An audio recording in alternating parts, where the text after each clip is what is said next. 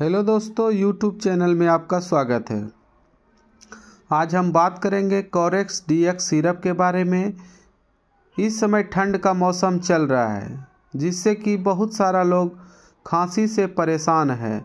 किसी को सूखी खांसी आ रही है तो किसी को बलगम वाली खांसी आ रही है। इन्हीं को देखते हुए हम लाए हैं कोरेक्स डीएक्स सिरप को, जो कि ये ड्राई कफ होती है, जो कि सर्दियों में अक्सर हल्की फुल्की खांसी शुरू हो जाती है।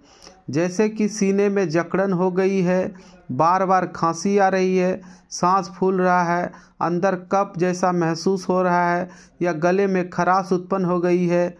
हल्की फुल्की सर्दी में भी आप इसका इस्तेमाल कर सकते हैं। एडल्ट यूज करने का नियम है 10 ml सुबह, दोपहर, शाम। अगर छोटे बच्चे यूज करेंगे तो डॉक्टर के सलाह के अनुसार आप इसे यूज कर सकते हैं। और ये एल्कोहल फ्री है और कोडिन फ्री है। इसकी MRP की बात करें तो 145 रुपये में किसी भी मेडिकल स्टोर पे आपको आसानी से मिल जाएगी। और इसकी मैन्युफैक्चर हुआ है अप्रैल 2023 में और इसकी एक्सपायरी डेट है मार्च 2025। और इसे फाइजर लिमिटेड कंपनी मैन्युफैक्चर करती है। धन्यवाद।